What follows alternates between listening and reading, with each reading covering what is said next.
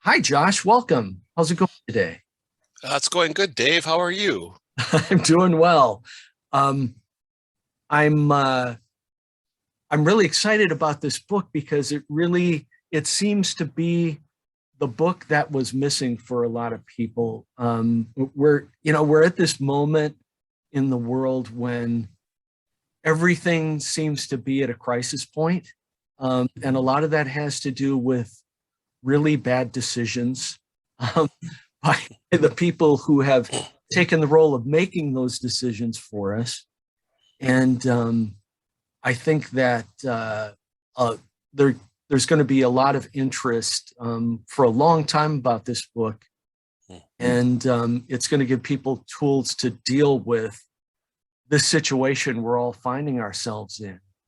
Um, I'm wondering, to start, we've known each other for several years, but a lot of people who join us today or watch this video after the fact, um, they're not going to know about chaos magic. They're not going to know about the kinds of interests that we share. Can you tell us a little bit about the kind of magic that you like to do and your experience as a magician and an author? Well, the type of magic I tend to focus on is very much results-oriented magic, uh, having a positive effect on my life and my environment, through the use of my magic, improving my own situation and the situation of those that I care about, through those efforts, and also degrading the situations of people that I don't like. Mm-hmm. That's maybe where some of the toxic tools come in. Although, I mean, we'll get to your definition of toxic in a moment. Mhm. Um, I know one of the reasons you wrote this book is there were some other books on this general topic, Toxic Magician, the Psychopath's Bible. Right, Um, right. there were dissatisfactory things about those books that led you to wanting to do this project. Yeah, absolutely. Christopher Hyatt originally outlined well, I thought he was outlining a left-hand path system of doing magic that would be sort of the next stage beyond chaos magic, for lack of a better term. But in actuality, it was very much it was a stillbirth in my estimation. Mm-hmm. There were no techniques, there was no practical instruction, there Mm-hmm. was no overall guiding principles and framework. Um, it was very much something that just didn't it didn't feel like it didn't gel. It's like no Mm-hmm. one would actually pursue it as a system because there was really nothing to pursue. There were a bunch of nested assumptions Uh-huh. that a person inclined towards that kind of behavior would naturally understand what they needed to do, in within the system. And that's not how things work. Mm-hmm. It can't all be instinct and assumption. And I mean, it took so much for granted. Whereas if you actually want to present a coherent magical system, you basically need to tell people, sit down and you do A, B, C, D. This is how it works. This is why it works. And Mm-hmm. this is why you would want to do it. Mm-hmm. So, and I felt that that was really lacking in both the original book, The Toxic Magician, and the Psychopath's Bible. Was just as even though the second one tried to kind of expound a bit more, it still fell so short that I felt that there was a wide open lane there. Mm-hmm. That there was nobody writing on this topic and nobody was really taking it seriously or developing it in a way that could have potentially a positive impact. Mm-hmm. I mean, I thought my goal was more to almost to turn it on its head, Mm-hmm. because it was, I mean, the term, the Psychopath's Bible, basically says like, this is a book for psychopaths. And it's just sort of like, all right, there are psychopaths out there, there are sociopaths out there, and they are dangerous people. Mm-hmm. Um, you're not helping the situation by trying to justify their asshattery by, creating a paradigm for them. Uh-huh. So I thought it would be better to say that, yeah, and they do exist, and they often use various techniques, tools, and stratagems and whatnot. And by the way, here they are. So you can both recognize them and exploit them. And in the case of some very horrible people, turn the tables on them. Yeah, So sure. that was very much kind of the central reason behind writing this volume, and the second volume will subsequently continue that process on a larger scale. Uh-huh. One of the great things about this book is you turning it on its head, the topic on its head, and really instead of cranking out a new generation of psychopaths, to give people some tools for dealing with them, and that's a terrific thing. And the other thing I love about the book is that if you really have very little experience with magic, this is a book that's going to give you some basic tools for getting your feet wet, and then starting to advance and be ready for the things that you've got in mind for volume 2 with this. So the book's broken down like into 3 sections. Correct. The beginning is really where you lay out how you can start to take control of your own life. Can you tell us a little bit more about that? I mean, I thought that was great because it's not only dealing with things that you traditionally find in primers of magic, like learning to meditate and focus, but also the advantages of doing things like adopting an exercise program. Yeah, I mean, it was very much a desire, and it was also I put together in such a way, and I employed a incremental qualitative improvement system that has been proven to work fairly well in a business environment called Kaizen, which is little tiny steps building up to larger and larger accomplishments, and also fully acknowledging that occasionally people will fail or people will fall down, and it's okay to start again. And you can keep starting again and keep starting again. It's as long as the process continues, you will make progress, on some level, really. So, and that was kind of, and yeah, I felt that any idea of, and you always hear this in a lot of circumstances, and I'm not the first person to come up with this idea. It's like, if you want to make your overall situation better and your environment better and things better all around, first you got to turn the focus inward, and hammer out your own situation, basically. And that involves a lot of critical self-examination, a lot of willingness to acknowledge one's own shortcomings, and foibles and past mistakes and all that other stuff, and then saying, okay, fine, that's my baseline, that's where I'm starting from. Now I'm going to define where I want to get to, and then I'm going to take the steps to get to that point. And it may seem self-explanatory on a certain level, but I find that a lot of people, don't actually just, stop and say, okay, where am I at right now? As I said, I've got a part in there about doing a physical workout program. That's to deal with physical self-control and overall health and well-being of your core, of your biology, so to speak. And then the next stuff I talk about is emotional control, and gaining, being highly aware of your emotional states, your reactions, things that set you off, etc. And then, practicing taking control of that. And then obviously I move on to mental control, controlling your thoughts, how you think about things, what you think about, and then essentially establishing a better framework for doing that. And obviously in the first, I think still in the first section, I discuss trance and ecstasis. So Right. because those are part of that process, is that and an important thing to me always, and this comes up in the second section, but it's rooted in the first part of the book, is that I don't divorce magic from the rest of my life. So it's to me, it's integrated.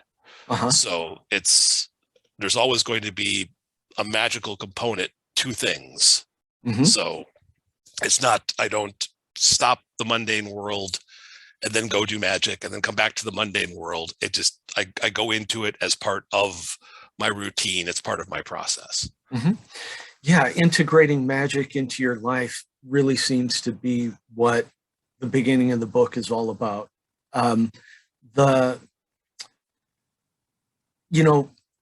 Having some physical control is going to be something that everybody's got on their mind right now. Living through a pandemic, being more sedentary than you might want to be, being frustrated about getting out in the world.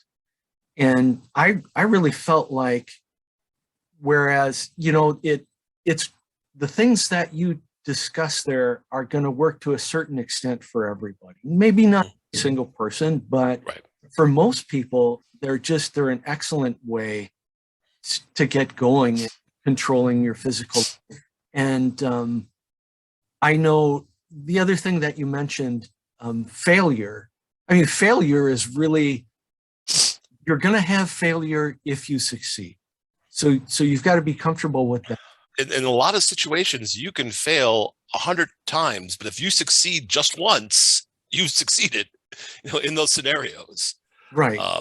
So it's like, it's okay. It's very much understanding, accepting, and managing failure. I mean, we all experience it, and we all have had situations that have gone south, and it's like, but we can all benefit from going, all right, what I need to look at what happened, why it happened, when it happened, and is there a way I can either fix it or ensure the next time it's not an issue. So that's definitely it's just, you can't fail at something and immediately give up, beat yourself up, and then never come back to it again. If it's something you care about, I mean, it's just like, that's no way to live. So this is a book that I wish I'd had a couple years ago. I get that a lot. I bet you do. I started taking up a weightlifting program and running regularly and going through setting goals. And one of the things I found is that if you are a sedentary person like me, who was never a jock when I was younger. No, me neither. You're gonna have some, if you follow the things in your book, and if I had this book before, I might not have had as many exercise injuries, right. Small, right? But yeah, muscles, extra time that you need off. But you pick yourself up and dust yourself off and get again. Yeah, I'm always impressed by people who do actually manage to do a running program, just because jogging to me just seems like hell on earth. I get that a lot. And what it was for me is, after doing it for a while, I enjoyed the way it made me feel. And then I wanted some goals, like, doing a mile in this time, right. Or I managed to do that in a way that I hadn't before. And it was great. And yeah, I'm ridiculously slow when it comes to running. So that probably plays a part in it. But I always like biking, because I always felt like at least I was getting somewhere. I felt like when I was biking, I could get somewhere. Yeah. So that was kind of a weird thing, because I did actually run for a bit in high school. And I could go pretty far. It's just, I was just not for me. I mean, it was just. Yeah. And I think, when you get onto emotional control, I mean, that's something that everybody who practices magic is going to need, because it's so easy to be in a situation where you get your buttons pushed. Yeah. And you're starting to act in ways that really work against your self-interest.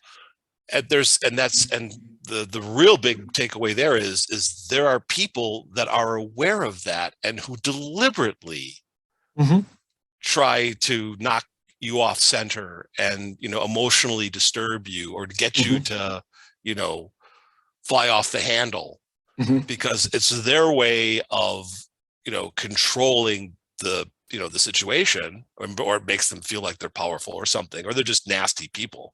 But if you realize, it's always why it's one of the best pieces of advice I ever got in terms of like a heated email response was a late friend of mine. He passed a number of years ago, but he said, I always give it 48 hours. If I'm ready to fire off a heated email to someone, he says, I give it a couple of days, and then I return to it. And if I still feel the same passion about the response, then I lay it out. He said, I never fly off the handle in a response. And I'm like, and that's some sound advice. I wish I could do it 100% of the time, myself.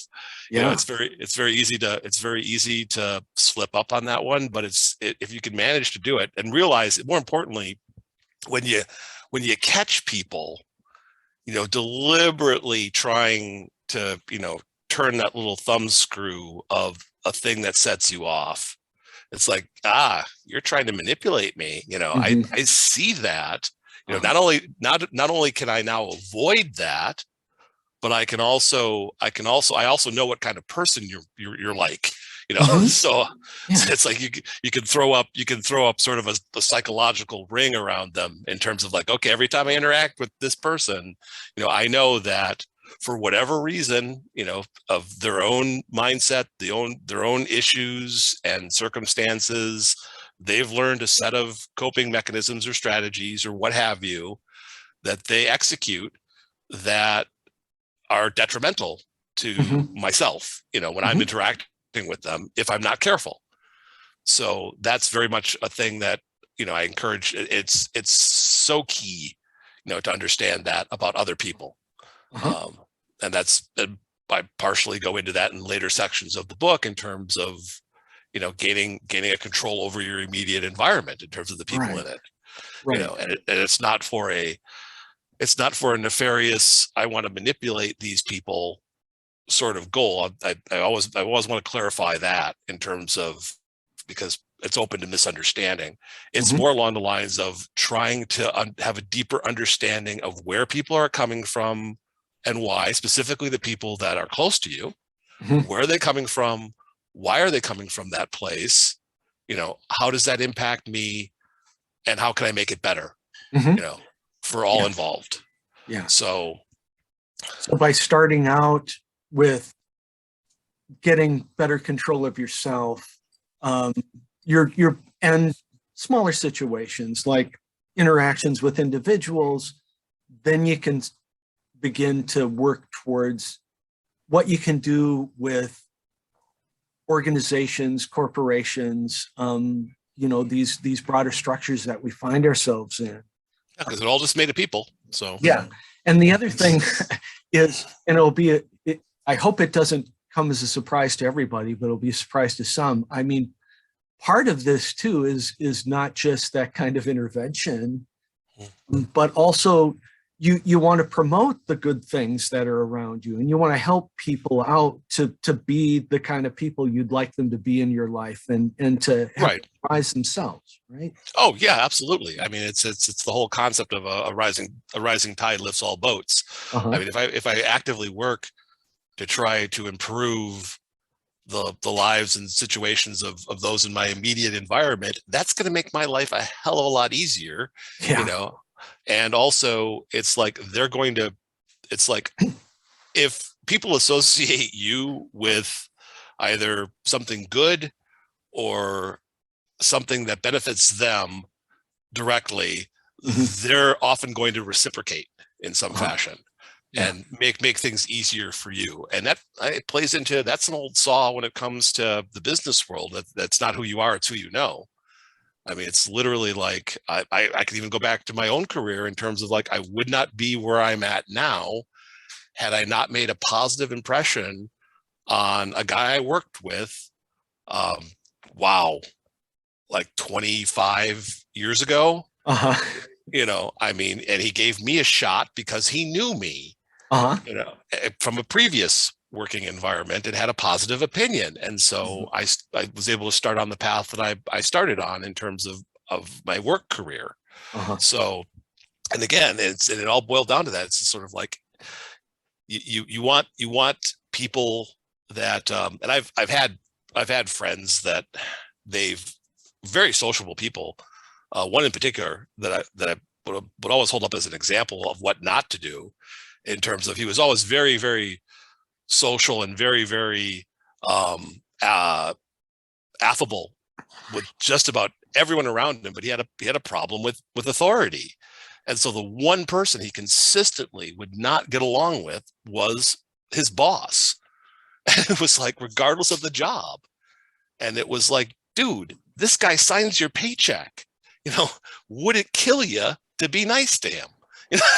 It's like, everyone else loves you. Why aren't you nice to this, one guy that is crucial to your continued success in that framework, in that environment? It's like, read the room, it's like all the rest of them don't have that impact. It's like the one person, it's like I usually have the best relationships with people that are key to making my life easier.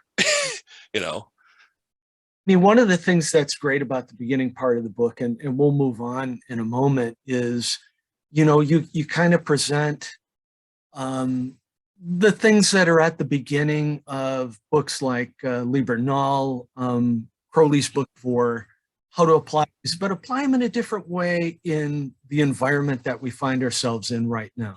And or maybe a different kind of overall purpose. And I mean, at least I saw it that way. What do you think of that? Well, yeah, I mean, it very much, you can get a lot of good information from multiple sources, but obviously in terms of, times move on, things change, people change, how people deal with situations and circumstances, a lot of things remain the same. A lot of things that applied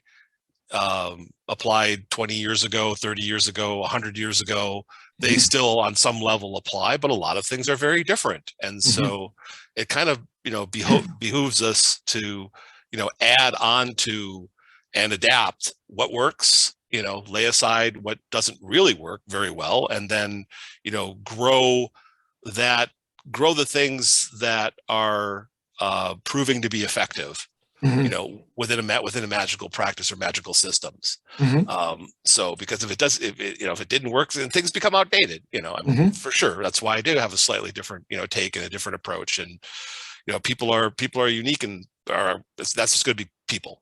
But obviously, from a personal perspective, and to, steal a line from Isaac Newton, you often find yourself, sitting on the shoulders of giants. Someone else did a lot of the work, yeah. Already. It's just like, I'm just adapting some of what they came up with to, my system. Then as the book progresses, you get into kind of the nuts and bolts of what a lot of people are looking for when they pick up a grimoire, a grammar of how to begin to practice magic, right? Things like divination, performing rituals, and maybe in a broader sense, how you utilize trance and ecstasis in performing magic. Yeah, I tried to break it down in such a way that a realization that, and I was building off of what Peter Carroll actually originally observed, which was from his perspective. And this is one of the things I disagree with Carroll on a number of things, but one of the things I did agree with was that all magic basically boiled down to either an extension of will or an extension of perception in some fashion. You either wanted to affect change in your environment, to your benefit, or to the benefit of others, or to the detriment of others if you were hostile towards them, or you wanted to acquire knowledge regarding something, a situation, or what was going on. You wanted to have an idea of what was coming. So you wanted additional information. You wanted to extend your perception.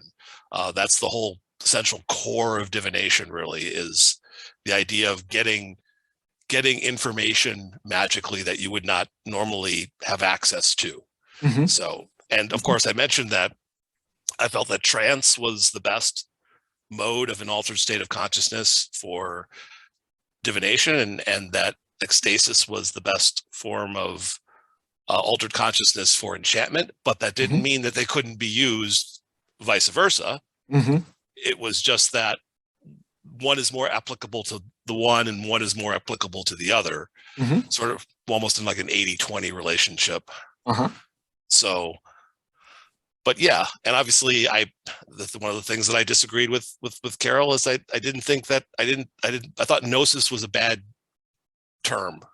He used that for cover all states of altered consciousness when it's really, he was missing the mark in terms of the excitatory states that he was referring to. We broke them down into inhibitory and excitatory. Obviously, inhibitory is what I refer to as trance, and excitatory is what I refer to as ecstasis. When he was using gnosis for what he really meant when he used gnosis was ecstasis. That's the right Greek word for what you would call an excited state of singularity of consciousness. And I did not use the Greek word for it because I was more familiar with trance as a methodology of achieving quiescence, of quietude, and of achieving a deep meditative state. So I use trance for the flip side of that. And just because the Greek, obviously, as you're probably aware from your own studies, gnosis means to know directly of something. Is to have the direct experience of something. And that's not really describing what he was using it for. So it's still a functional, you can still use it functionally to mean what he wanted it to mean, but it didn't mean, it doesn't mean that. That was kind of my chief problem with that. I also had a problem with so I was going to talk about disagreements with Carol and his work. I also had a problem with his refusal to acknowledge the legitimacy of grief and sorrow as an avenue to, an altered state of consciousness or transformative state. It's like, yeah, laughter is great, hilarity is great, but it's sadness is not an immature form of laughter, or whatever he said. It was something really dumb. But it was like, no, if anyone has actually truly had, heartbreaking, wrenching grief, you could tell that is a different, mental state, that definitely falls within the categories of, the other excitatory states that you can experience. And so, not to go down too far down that rabbit hole, but I did want to mention it. Any pure emotion can have those kinds of benefits. Right. And I like how you parse out those terms. I was on a call earlier today and somebody talked about ecstasis. So I think people are reading the book. So yeah, I know. Who are these people? I enjoyed your there are other things in there too, like utilizing lucid dreaming and things that you covered in your first book, Paradigmal Pirate, that you did in a different way here. But one of the things I'd like to stop and ask you about is your approach to divination, because you had some very particular opinions about that. Like, don't have other people read for you. Do it for yourself. Learn how to do that really well for yourself. And what are the advantages to that? Okay, there's first a caveat regarding that. I did feel that you could still get a valid divinatory reading from another individual if that person, knew what they were doing in terms of the divinatory system, one, and two, they knew you well enough. So they knew how the interpretation of what they were examining, how that related to you. Like, I firmly don't think you can go to somebody who does, tarot card readings at a county fair and get a deep, meaningful, insightful answer, to your question. I just don't think that's probable at all. You might accidentally get something that touches you directly. Same thing for like astrology. But I feel like we know ourselves the best and we have access to that information. And well, let me back up a bit. Why I think it's kind of best for one to do readings in a divinatory sense for oneself, for things directly affecting oneself rather than going to someone else is because when you do actually enter into a trance state, or an ecstatic state, but I recommend using trance states for it, and you still the mind and you get into deep meditative trance, your mind will often then access information that it had observed, but that you had filtered out, just because that's how we function, as we filter out the vast majority of information coming into our system at any given time. I'm on a call with you. This is my primary focus. I can still kind of hear the humidifier going in the background. I can still kind of traffic going by on the street, but those are getting filtered out while I'm focused on you. So, but there might be something going on in my environment when I'm working, when I'm out socializing, whatever, living day to day, that I have filtered out, that once I then relax the barriers, internal mental barriers, through the trance state process, that my mind will be able to click A, B, D, F, H, put it together and go, this is the answer to your question. Because in that state, I'm allowing more information to come in. The practitioner is allowing more information to come in that they would normally filter out. And it's like, again, it's like we know ourselves the best, whether we like that or not. It's like, and you are directly experiencing your environment every second of every minute of every day. So, and that's probably what you're going to have the question about, is what's coming up or what's about to happen or how is the situation going to go. And I feel that information, the true function of divination is not necessarily a supernatural revelation of something that you couldn't possibly know otherwise, but just the accessing of information that was already there, the pattern that was already there, that you were just closed off to until you utilize a technique to access it.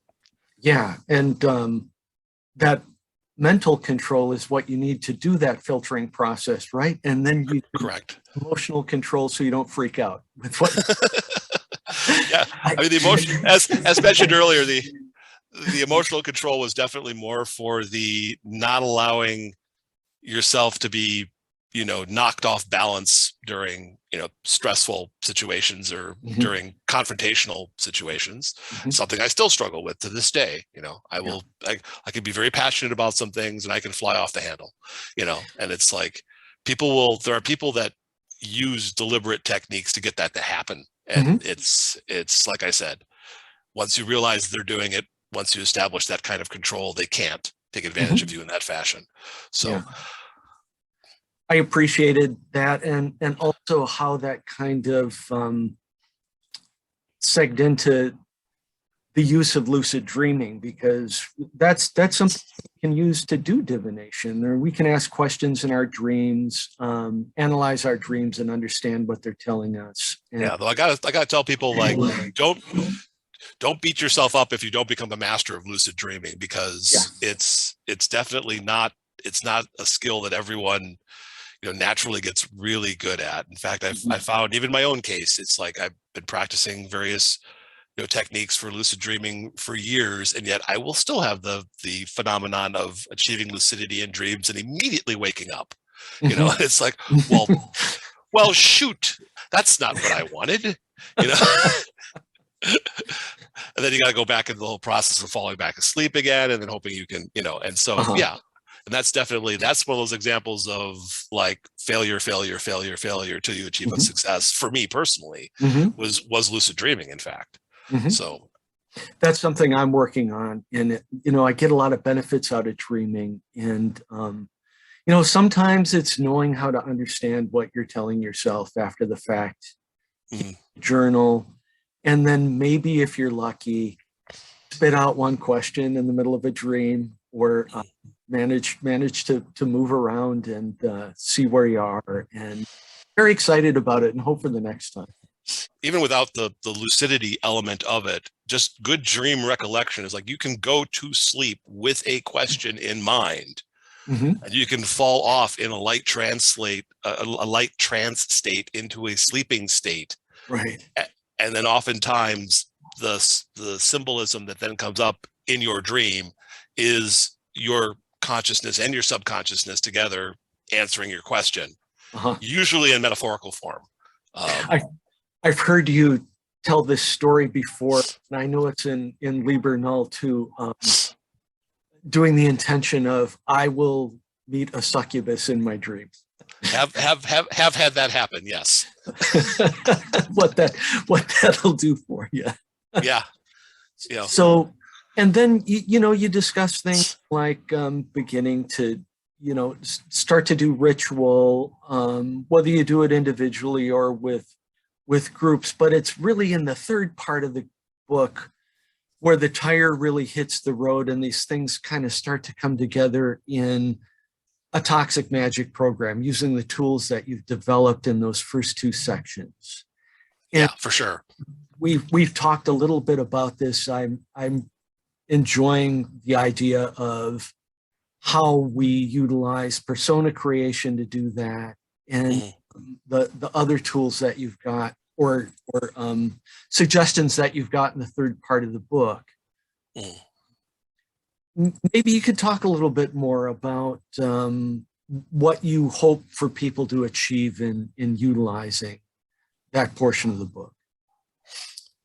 Well, again, that's about, because I essentially just carry on the notion of control beyond the individual self to the immediate environment, and then to the larger environments you find yourself in.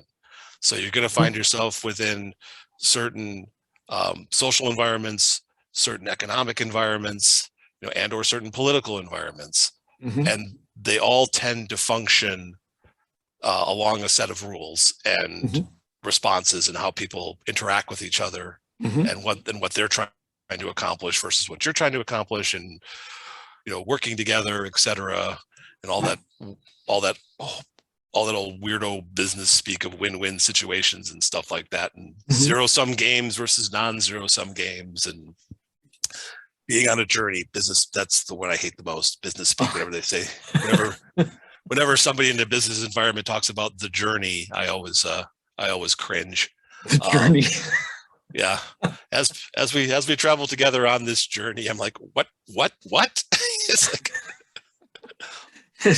I'm not on PTO yet. Vacation's in a couple weeks. Right. Yeah, exactly. I'm more along the lines of journey. I mean, I was like, I just keep your VMware environment up and running. That's what I'm doing. That's my journey. And one of the things I get out of it too is from the concept of control in a broader sense. It's not necessarily the kind of control where you're white knuckling it all the time and just trying to gut it through everything. But when you've worked on those things like mental and emotional control at the beginning of the book, beginning to use magical tools, I mean, these are things that can be more natural and like second nature, and you can be comfortable doing. Yeah, and a word on control, control in a wider environment sort of deal. It's not about being directly in control of others. It's about being aware of the needs and wants, fears and goals of other people, and then figuring out how to integrate that within your own life, because you have to, because you're in that environment with them. It's very much extending your awareness beyond the self. And just because first, I very much want people to establish a deep self-awareness, a deep critical self-awareness.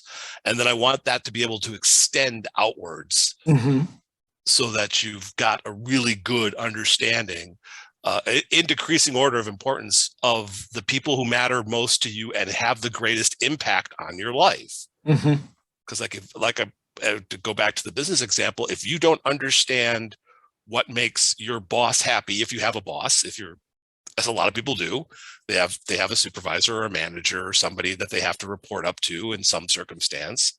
If you don't understand what drives that individual, what makes them do what they do, want or need or say, or what upsets them, what makes them happy, what they're looking for from you, if you don't understand that, you will have a rough time. But if you understand that, And if you also practice, I don't mention it in the book, but a good guide for people in leadership positions is to know, and this works in reverse, is to know what's going on, 2 levels, not just the immediate level that you're at, but if you're if you're an upper level manager, you want to know what's going on 2 levels below you. So it's called who's who in the zoo. It's basically understanding, who likes who has a problem with whomever, it's like who gets along, who doesn't, who's working together, who's working at cross purposes, understanding who their likes and dislikes, not just immediate circle, but, one beyond that, definitely allows for ease of navigation through one's life, So one of the things we talked about before a little bit was, the kind of research that you do writing a book like this. It involves book research and understanding general topics, but a lot of it is like living it. Without giving away too much or exposing too many details that you may or may not want to. How did utilizing this kind of control work for you? I mean, what kinds of good outcomes did you get doing? I have a very successful romantic situation that I'm in. Yeah, I have a very successful career that I'm in. I have I have an active and productive environment of people that I can do magic with on a fairly regular basis. Yeah, it's like, who are, my friends, it's like, these are people that I care about, that I like to see. It's like, these are the outcomes that, I was shooting for, all those years ago when I started. And like, I've had many failures. Like, I've been divorced twice. I mean, so it's like, that's, pick yourself up, dust yourself off, and, go forward. But it's like, I feel it's like I have a great marriage. I have a very good, relationships outside of my marriage as well. Some need a little work, some are doing really good. I have a great set of friends. Like I said, I'm economically successful and secure. And, I don't think there's really anyone that, I mean, there are people that I have disagreements with, or I've had falling out with, or whatever, but there's nothing coming at my head, So, I don't have any, none of my really serious enemies have ever been left standing for very long. I'll put it to you that way. The advantages of getting toxic. Yeah. So, and then there's you've got some really specific practical advice for negotiating these environments, like intentionally developing personas, like as an expert or a great person or as an entertainer, so that you can move around and begin to utilize these magical tools to affect change. Right. People, it helps out. It also helps how people interact with you, or how they deal with you, if they feel like that they can put you into a role that they understand. It's just sort of like, here comes, it's like, here comes, I need this, I really need to solve this particular problem in this environment. Josh is the expert. I'm going to go to him, because if he doesn't know, he knows who knows. So if you have the expert persona in a technical sense, that's a good one. Or it's like, I know that this is the good time Charlie that I always want to hang out with, that's the entertainer persona. It's like, it's very much someone you want to be around because they bring you joy because of what they can do, to amuse and entertain you. And there's a wide variety. That's a big, broad category right there. And, the third one, the gray person, what used to be called the gray man, but I try to be gender neutral with these things, is it's often some people have found it incredibly effective, and it's a very effective persona to have, to be able to move in the background with a minimal amount of notice, just blending in with the scenery. They're always there, they're always around, but you don't stop to give them any mind, and that can be used to great advantage. Mhm. I mean, you can get away with a lot, Mhm. in that particular scenario. Mhm. And you can do things under the radar. Correct. Yeah. Changes that you can't do when you're in the public view. Yeah, I love that. And because what I really liked about that is how you conceptualized, broke it down, because I could begin to think of times in my life when I've utilized those three strategies. Mhm. But now, there's a way of thinking about it more directly and how to apply it in specific situations. Mhm. Um, so this is the first in a trilogy, and I know you're starting to outline the second book. What's the big picture for Toxic Magick by the time you get to volume 3? What are you thinking 2 is going to cover, and where do you want to go with 3? Okay, well, two will be definitely easier to discuss because I've got a much better. That's more right now in the front of my brain. 3 is very much going to be strategies and tactics, dealing with adversarial individuals and groups that are currently detrimental to the health and well-being of our planet. For lack of a better word, the oligarchs and the kleptocrats and the psychopaths that are ruining the environment and ruining the world. It's like I'm going to lay out both magically and practically a series of steps to deal with that to the best of my, and that's sort of the breaking. So volume 2 is going to be a lot about breaking things down. Volume 3 hopefully will be about what I would like to see in its place. So that'll be kind of how would a sustainable, equitable, just and prosperous kind of world look like from a magician's perspective, from an occultist's perspective.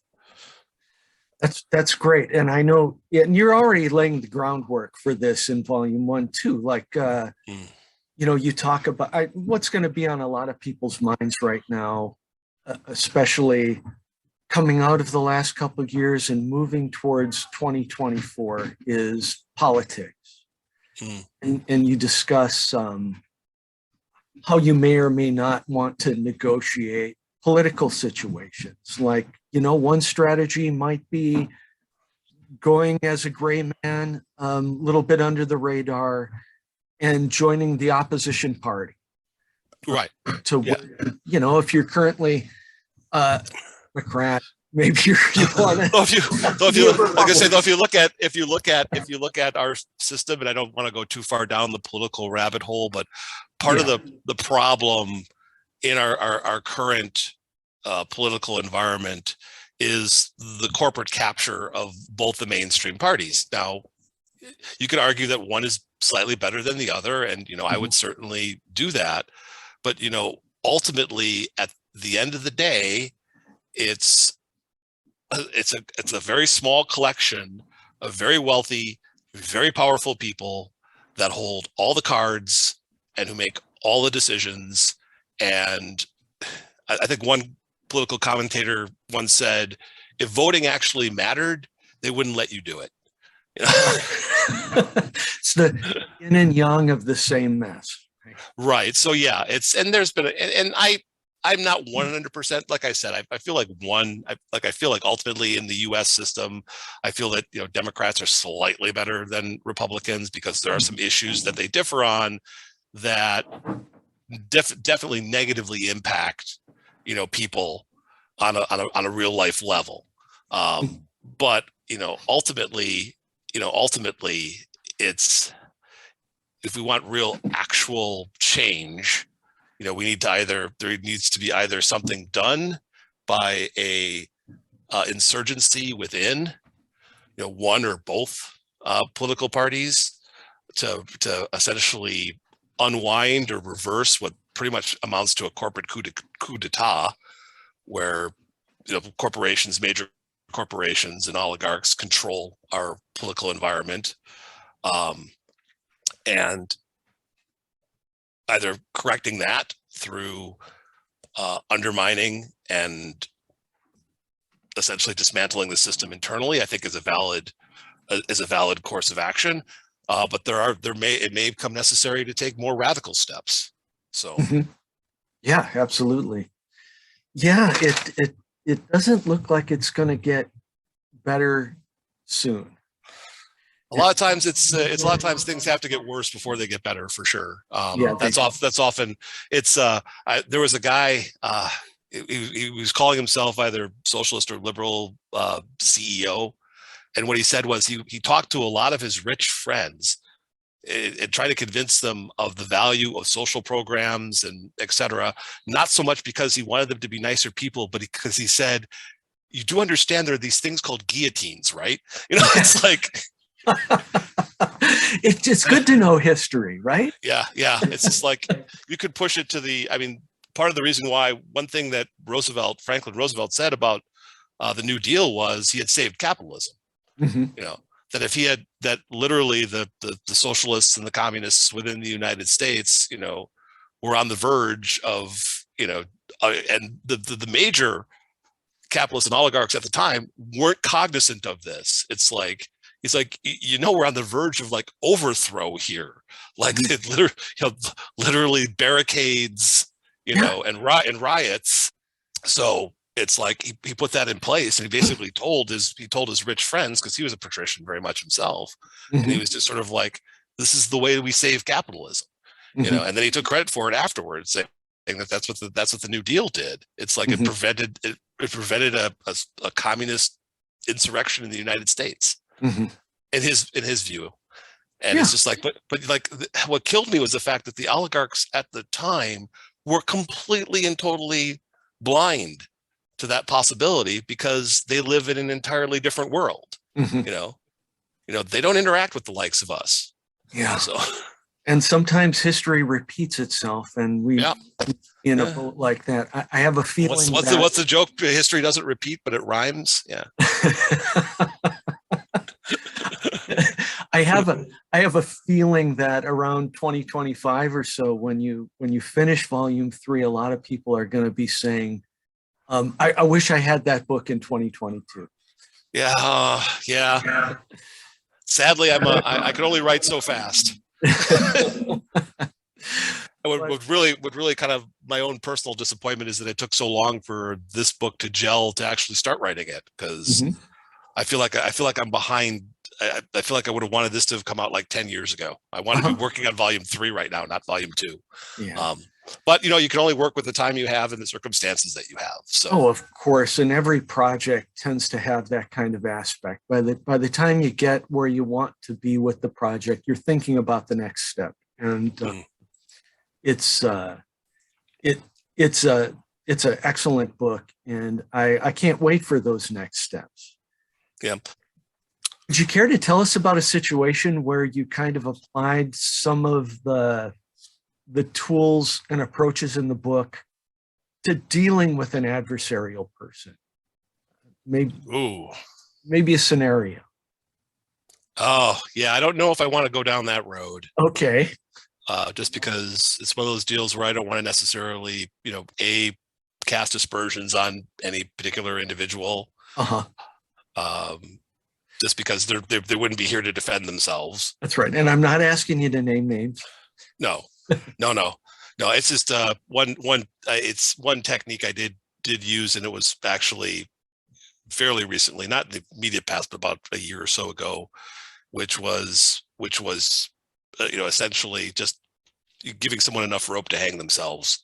It's just literally, let them run, and they will take care of themselves. Sending positive energy their way. Yeah, for sure. It's amplifying a person's natural tendencies and proclivities through sending positive magical energy their way. And it works. I feel like it works twofold. One, it builds them up and they're incapable of handling that buildup. And two, they don't perceive it as a magical attack because you're not, trying. It doesn't come across as a curse. Mhm. It just makes them more them. Yeah. and often, it plays on the old saw that we are our own worst enemy. Mhm. So you just allow someone to, and that I've done that basically twice now. Once, like I said, about a year and a half ago, and then once about 10 or 20 years ago. Wow, it's been a while. Which goes to show you that most of my experiences in the world are mostly positive. I mean, I don't have I don't have anyone I'd really consider an enemy, Mhm. so anymore. Because they're all gone. they're all gone. Yeah. If you live long enough, you outlast them. So yeah, I'm gonna live to be 106. I'm working on that myself. John, thanks so much for joining us today. It was a wonderful conversation. I love the book. Again, it's Ill Thoughts, Ill Words, Ill Deeds, a Toxic Magic Grimoire, Volume 1 from Amanian Press. You can get it from Amanian Press. You can get it on Amazon. And you can buy it. It's on Kindle. Yeah, wizardtraders.co. You can get it there. Thanks again, Josh. And I look forward to talking to you again soon. And have a terrific day. Yeah, you too, Dave. It's great talking to you again. Have a good one. Joshua Wetzel, author of The Paradigmal Pirate, is proud to announce the release of his newest creation, Ill Thoughts, Ill Words, Ill Deeds, a Toxic Magic Primer, Volume 1, a new and exceptional magical development over 15 years in the making. He divulges the techniques and practices of a fascinating progression in left-hand path occultism, and guides the reader through the methods necessary to reclaim personal control and manifest their own carefully curated reality. Ill Thoughts, Ill Words, Ill Deeds approaches the occult in a way that sheds all previous spiritual and cultural limitations, breaking down the exercises to their core functioning. Rather than relying on pomp and ceremony, the Toxic Magic system teaches the method to create their own circumstances through a combination of behavioral programming and psychological manipulation. This primer on Toxic Magic is a must-have text for any occult collection, providing an advantageous set of new tools that any practitioner can appreciate, regardless of their path. Get your copy of Ill Thoughts, Ill Words, Ill Deeds, a Toxic Magic Primer, Volume 1 by Joshua Wetzel wherever Amanian Press books are sold, or receive a signed copy exclusively through wizardtraders.co.